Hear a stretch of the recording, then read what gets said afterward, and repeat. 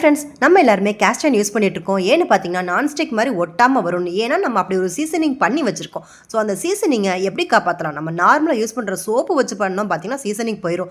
நம்ம எப்போவுமே இந்த மாதிரி எடுத்து வச்சுட்டு ரெசிடியூஸ்லாம் போட்டுட்டு தொடச்சி வைக்கிறது தான் வழக்கம். நான் எப்போவுமே அதுதான் எப்போயாவது ரேராக க்ளீன் பண்ணுவேன். அப்படி பண்ணும்போது பார்த்தீங்கன்னா இது வச்சு தான் க்ளீன் பண்ணுவேன். இது என்னன்னு பார்த்தீங்கன்னா இது பேர் செயின் மெயில் ஸ்க்ரப்பர். இது வந்து பார்த்தீங்கன்னா குட்டி குட்டி செயின்ஸால் இன்டர்லாக் பண்ணி வச்சுருக்காங்க. இது ஃபுல்லாமே 316 கிரேட் ஸ்டெயின்லெஸ் ஸ்டீல். பல சைஸில் இருக்குது. சைஸுக்கு தகுந்த மாதிரி ப்ரைஸும் வேரி ஆகும். எஸ், இது பிட் காஸ்ட்லி தான். இது ஃபாரினில் ஃபுல்லாமே இதுதான் கேஸ்ட் அயர்னை ப்ரொடெக்ட் பண்ணுறதுக்கு, அதாவது சீசனிங்கை ப்ரொடெக்ட் பண்ணுறதுக்கு யூஸ் பண்ணிகிட்ருக்காங்க. நீங்கள் சர்ச் பண்ணிங்கன்னா கூட தெரியும்.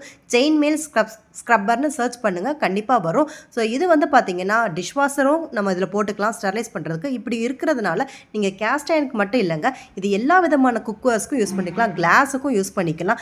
இது வந்து பார்த்தீங்கன்னா ஸ்க்ராட்ச் ஆகாது, அதே மாதிரி ரஸ்ட் ஆகாது. இது எப்படி ஒர்க் ஆகுதுன்னு நெக்ஸ்ட்